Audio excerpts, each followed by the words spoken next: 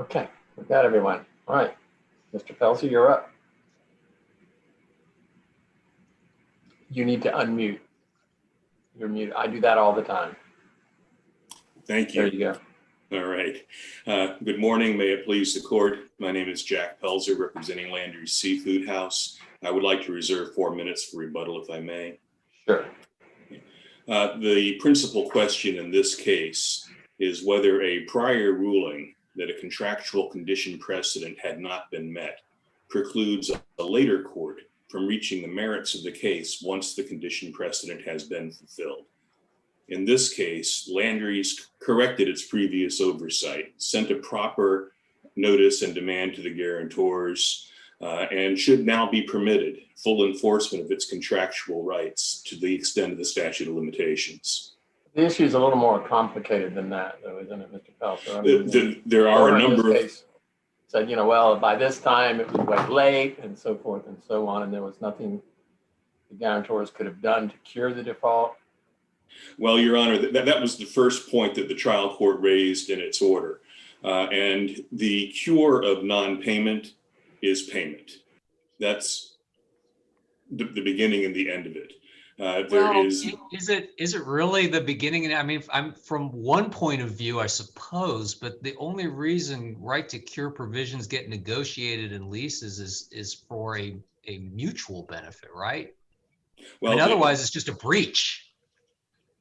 Well, that's true, Your Honor. But in this case, there's been no suggestion at any point by any of the guarantors as to what they would have done or could have done to supposedly cure other than make the payment.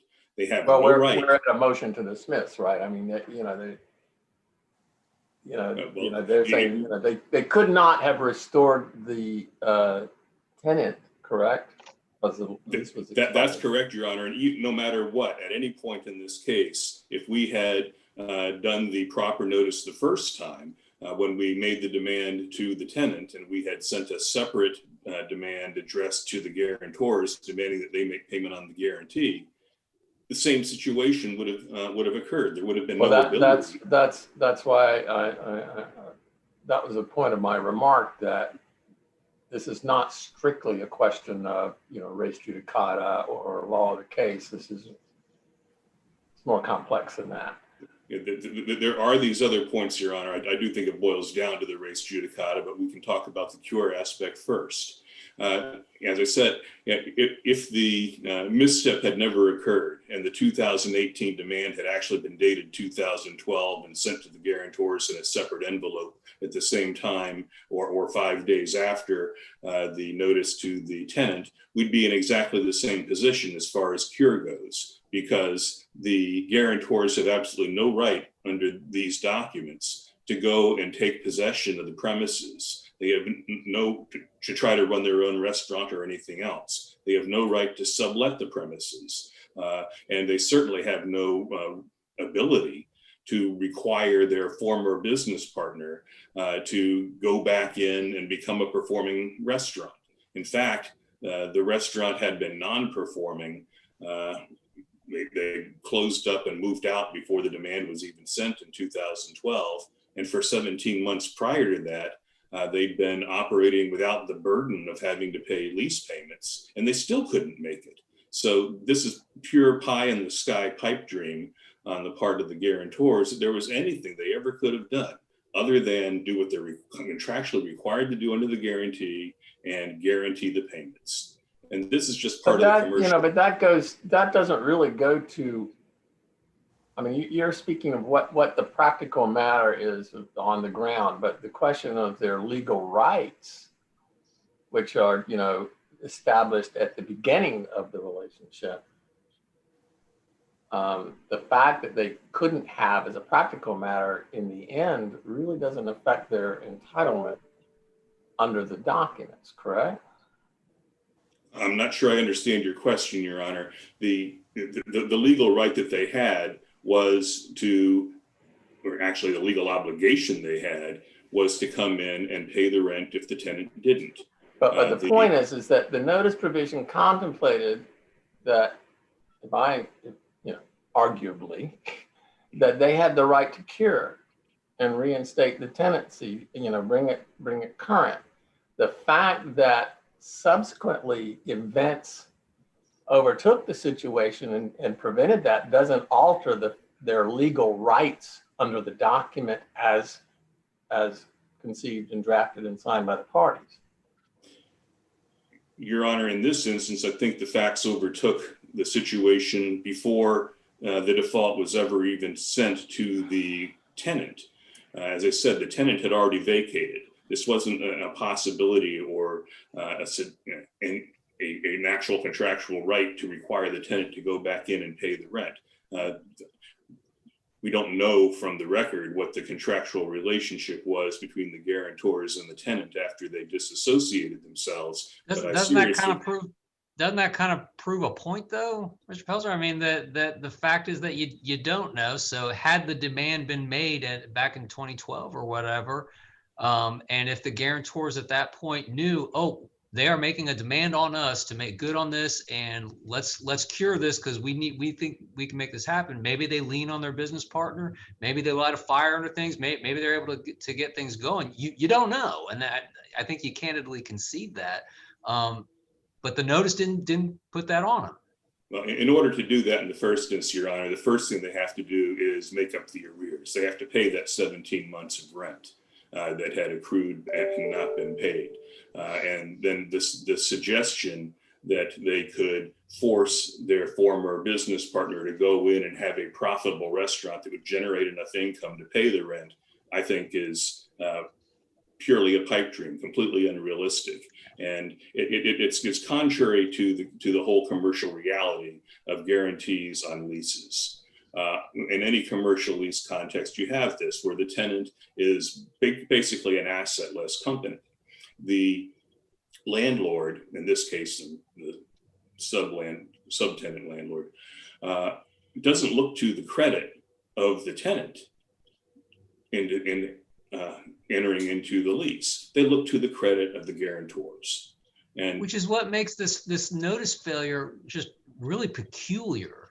I mean, in my experience, in a commercial landlord setting, you got a pocket there and you're not getting paid.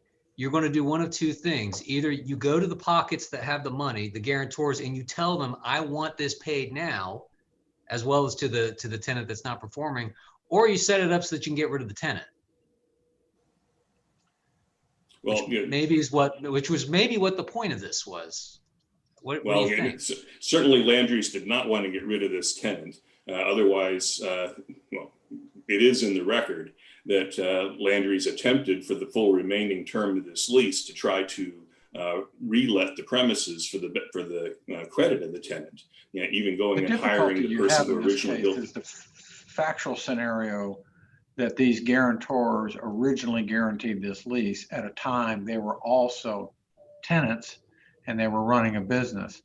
They then dispose of their interest in the business, but they're still on these guarantees, which makes this difficult. So it almost looks like your notice was intended not to go to them under the recognition that they're no longer in this business and they're just sort of a remnant on this guarantee. And that's unfortunately, practically and factually how it looked to me when I read it. This notice really wasn't even intended for them because they were really no longer in that business.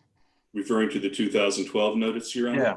Yes. Well, the intent was to make demand on the guarantee, but they did not.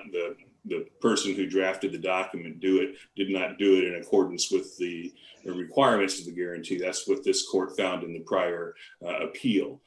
So I would say it was intended for that. There's not even any indication here that Landers is even aware that these individuals were no longer affiliated with the tenant. And certainly selling their interest or giving up their interest in the tenant did not effectuate a release under the guarantee. So as you say, they remain on the hook on the guarantee, notwithstanding whatever. There's no question that that's legally correct. It just factually looks like that there was an understanding they were no longer in the business. And it's like they became an after sort of thought as things progressed when there was no money to come out of the then owner of the business. Well, actually, Your Honor, the initial lawsuit that was filed based on that 2012 demand included the claims on the guarantee. So I don't think you can say they were an afterthought. Let me ask you another question. I want to shift gears a little bit because you have this first trial and you have, the issues of that first trial, which include this period of default. And then you have the second trial. And it's not clear to me. It seems clear to me that the second trial was about the exact incident of default of the first trial. Was there anything new about the second trial that didn't occur in the first trial? Well, the second went off, as we said, on a motion to dismiss. But the second case, what changed was the correction of the notice issue to the guarantors. That's actually, just to clarify, the second case was not tried. It was resolved on the motion. Yeah. But in terms of the incident of default, they were identical in both cases, were they not?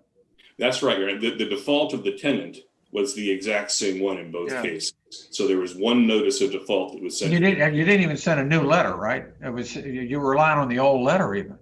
That's correct, Your Honor. Okay. That's correct, Your Honor.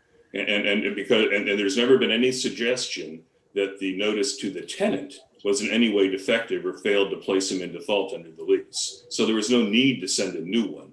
This was simply a demand on the guarantors in 2018, predicated on the 2012 demand letter to the tenant.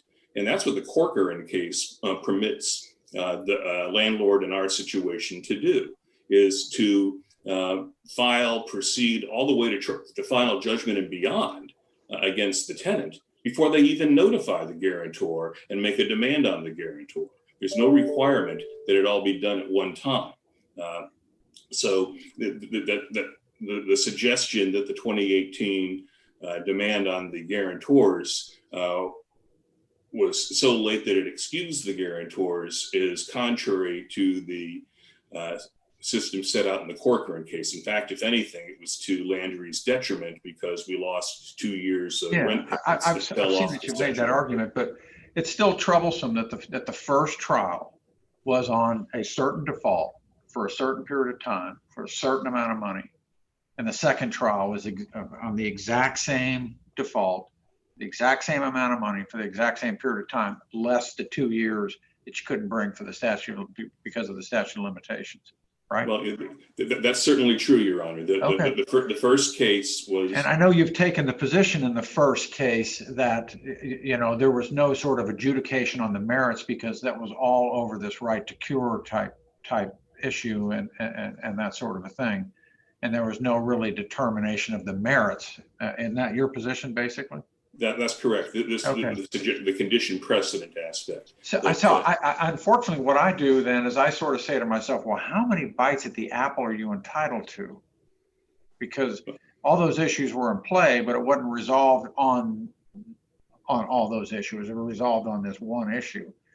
This sort of sounds like an endless scenario that, depending upon the outcome of the second trial, you could conceivably bring a third trial on the exact same incident of default, based on the exact same letter, based on the exact same amount of money. At what point can this end, or should it end?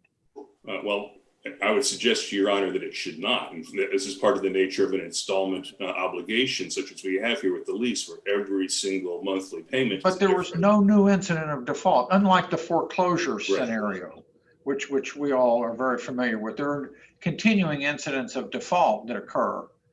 You didn't have that here, unlike in the foreclosure context. Well, certainly each month that was unpaid remained unpaid as it accrued. In fact, if the lease term was still in effect or was going on for a few more years, I would suggest to Your Honor, you're right. There might be yet a third lawsuit. And of course, they've raised that issue as a lease term in effect. That hadn't been adjudicated. It's not really in play, but they've reserved that. Did this lease expire in March of 2017 or March of 2007, based on the memorandum of lease? So if we were sitting here in 2016 having this argument, I would say yes, there would still be the possibility of a third lawsuit over the rents coming due in 2017. Okay. That remains a possibility, and that's just an aspect of the installment nature of this. Okay. To get to the condition precedent aspect that Your Honor touched on, res judicata, in order to apply, requires, before you even get into a consideration of the classic four identities of res judicata, you first have to have a decision on the merits. And the first case did not produce any decision on the merits on the guarantee issue, because the court simply decided that the condition precedent had not been met and therefore did not proceed into the merits. Now, the first decision did include language of finality. It said that the plaintiff shall take nothing and go hence without day. That simply signals an end of judicial labor, termination of judicial labor. It doesn't say what the judicial labor accomplished. It allows an appeal to start, but it does not signal an adjudication on the merits. And that's where the Badger case comes in and is directly on all fours, because the first adjudication in the Badger case did include the same language of finality, that the plaintiff shall take nothing and the defendant should go hence without day. But that was not deemed to be an indication that the first adjudication had gone to the merits and created any kind of res judicata. And contrary to what my friend says, this was not the result of an activist court or any kind of intellectual dishonesty on the part of the Badger court. It simply was acknowledging that the condition precedent determination has nothing to do with the underlying merits of the case. And this is not something that is unique to foreclosure cases. In fact, the Badger case cited the two decisions from this court that were not foreclosure cases, the Albright case and the Tampa Pipeline case, and cited to or has been cited by other courts, all outside of the foreclosure context, the Chandler case, the Stewart case, the Wright case. So you can't pigeonhole this condition precedent jurisprudence into a foreclosure box and say this is some form of alien jurisprudence that doesn't apply in the rest of the world of contract law. So you're down to your 4 minutes at this point. So thank you, Your Honor. And based on these points and the other points in the brief, we ask that you reverse and remand for further proceedings. Thank you. Mr. Caldevilla. May it please the court. Good morning, Your Honors. I'm Dave Caldevilla. With me today, behind my virtual background, is co-counsel Anthony Severino. I see him back there. He's behind the bookcase. We represent the guarantors, Frank Delagrana and Simon Canazzi. The counsel in the last case said that it was deja vu. So I guess this case is deja vu all over again, to quote Yogi Berra.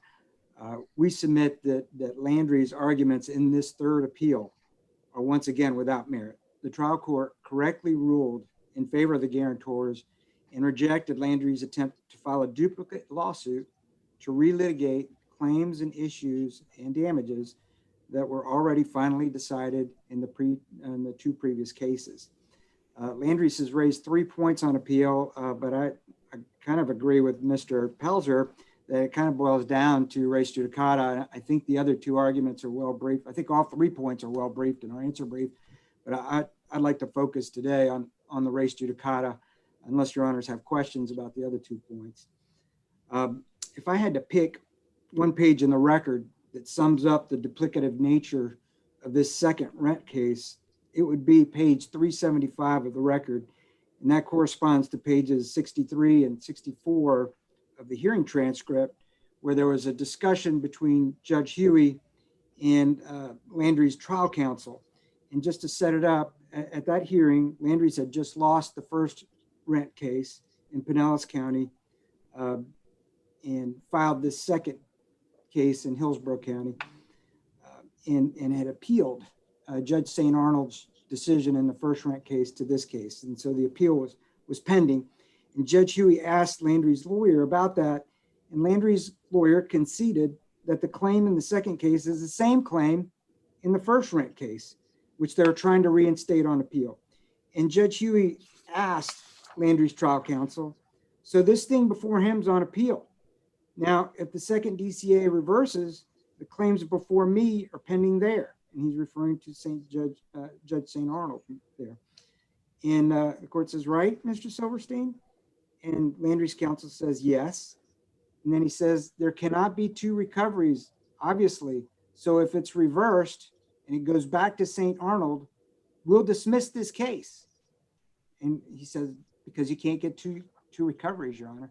So that, in a nutshell, is the doctrine of res judicata and why res judicata applies in this case.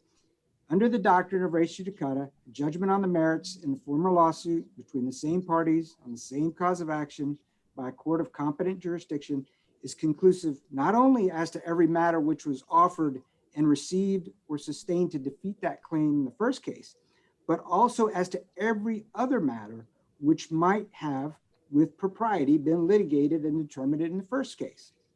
So Landry's tries to avoid res judicata on two arguments when you boil it down. The first is that the facts and gravamen of the first and second cases are supposedly different. And their second argument is that there was supposedly no adjudication on the merits in the first rent case. And we submit that they're wrong on both arguments.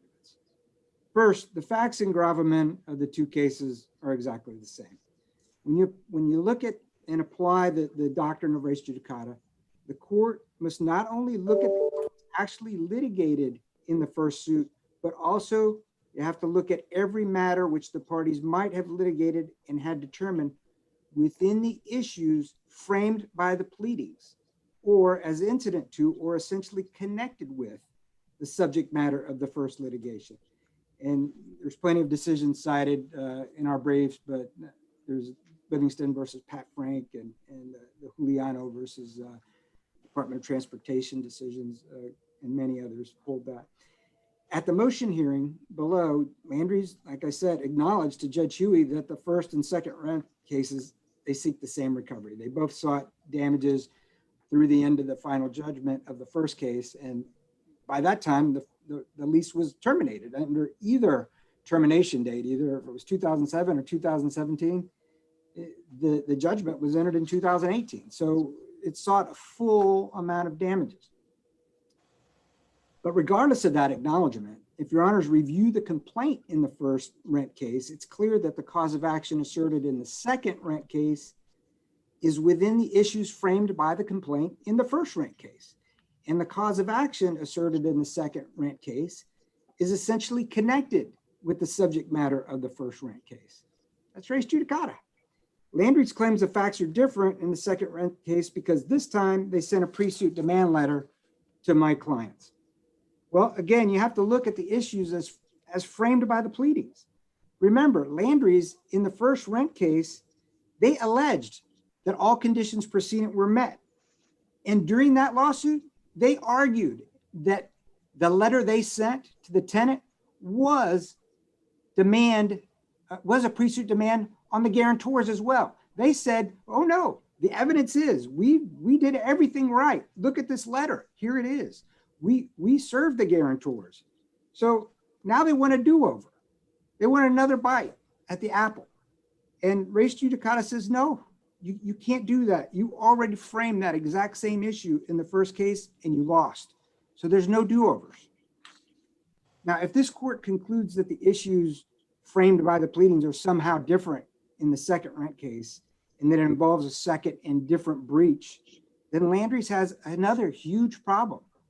And this case, if this case is for some different breach, then Landry's did not send Green Iguana a second notice of default letter concerning the unpaid rent after 2012.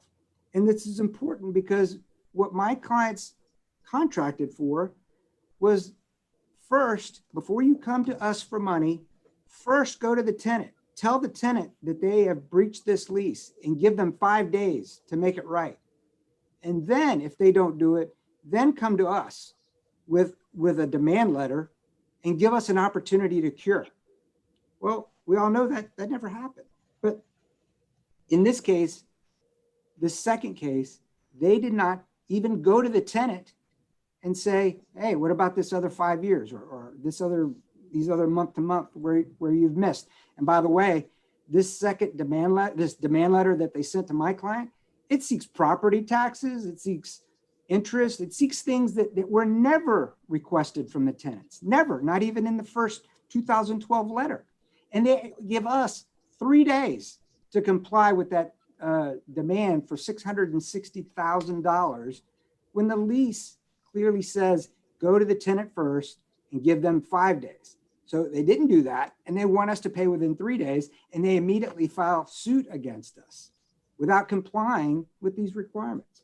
Now they've known that this was an issue from day one in the first case, the first rent case, and in the noise case. Now they could have voluntarily dismissed the first rent case against my clients, fixed this demand issue early on, and had 5 years left under their theory anyway, that the lease still had 5 years left back in 2012, and had time to do something about it, to create a second cause of action or a new cause of action. They didn't do that. And this case is very similar to the well, I shouldn't say similar, but it's comparable to the JPay versus Biscayne case. That's the main case that Judge Huey cites, his dismissal order.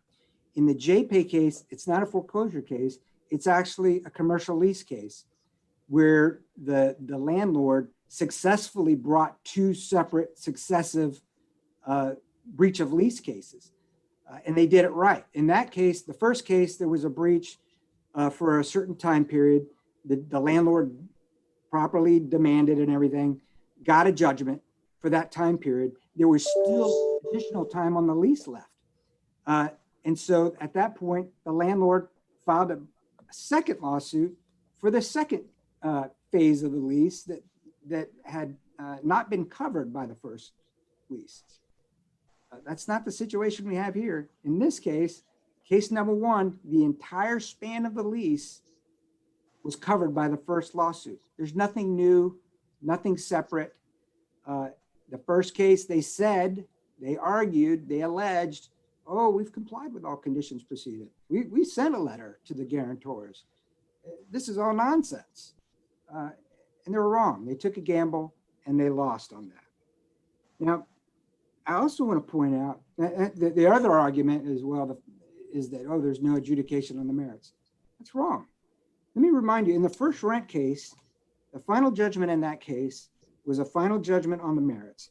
And it's on that claim that sought damages through the date of the final judgment. The Pinellas County Court's summary judgment order actually held in there that there's no prima facie case, and that the plaintiff shall take nothing on its complaint, and that my client shall go hence without day. And then the final judgment, it said the same thing. Landry shall take nothing. My client shall go without day. But then, remember, my clients had a counterclaim on this termination of lease issue, whether it was 2007, 2017. We had a deck action. And Judge St. Arnold said our counterclaim was dismissed without prejudice.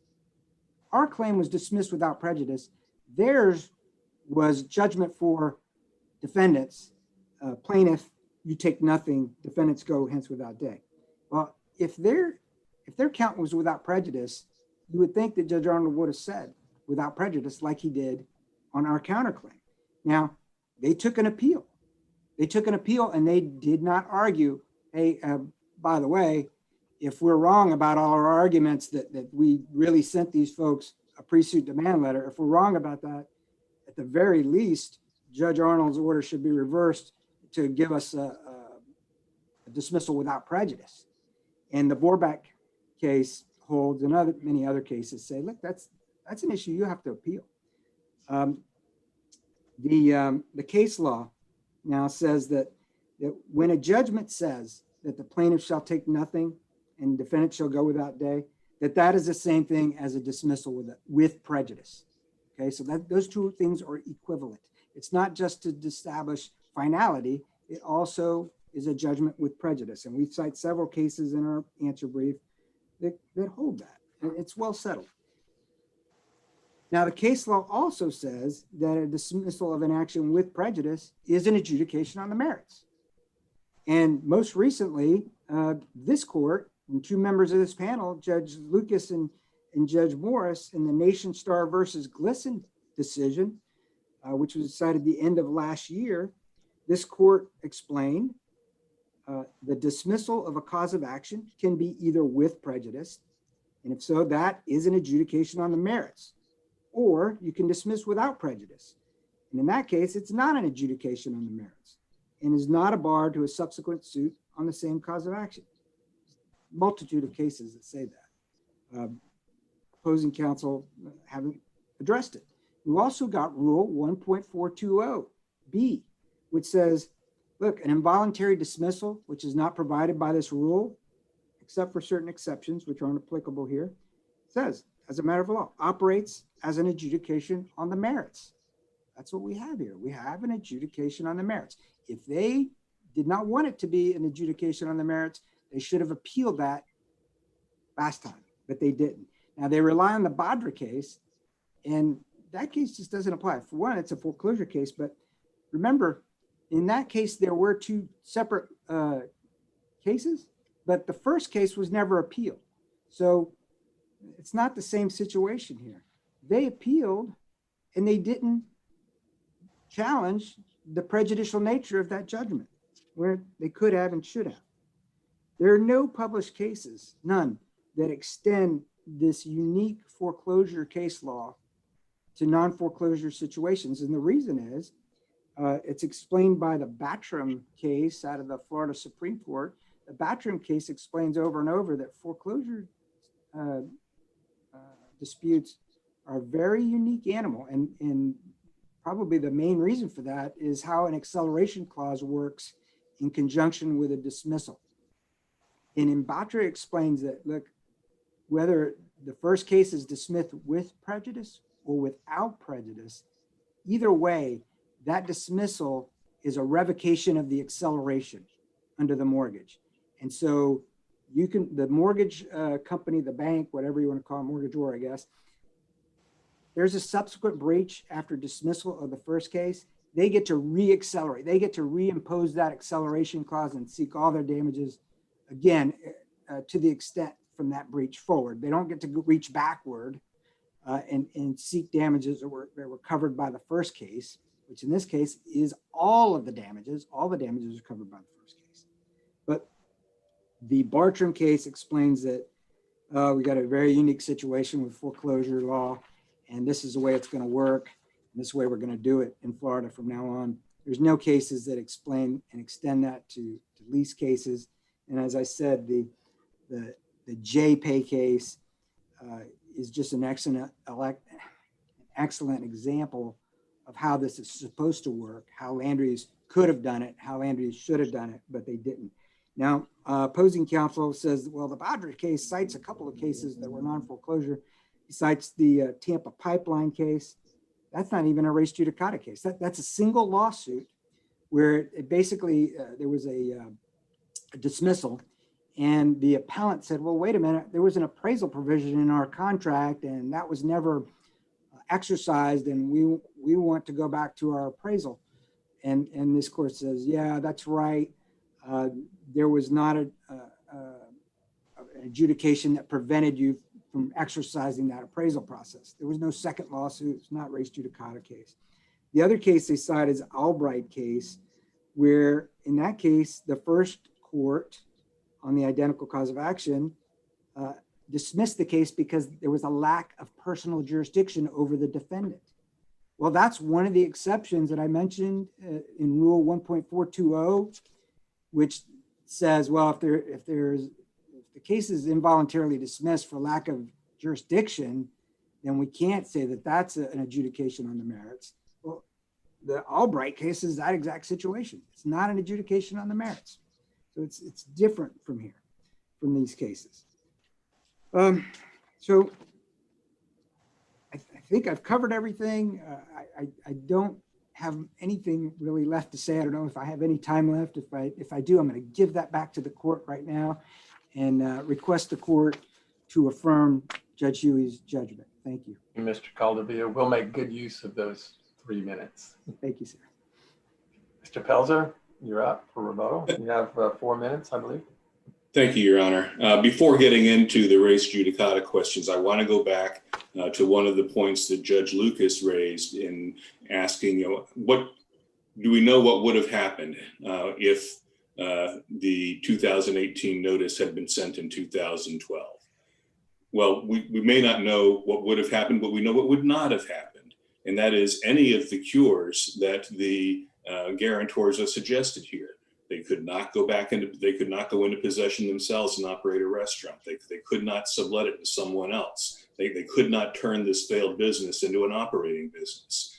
So none of those things could have happened. Therefore, there could have been no cure. The obligation of the tenant, of the guarantor under the guarantee, is to pay and to cure, and cure by payment. It's not some right to come in and do some kind of a workout. Instead, it is cure is an obligation, and the cure is payment. Now, getting to Mr. Pelzer, can I ask you a question on the res judicata? Because I know you're getting ready to talk to us, and I don't want to get you at the end. I just kind of want to get this out really quick. please. Mr. Caldevilla pointed out a provision in this res judicata area, which we're all familiar with.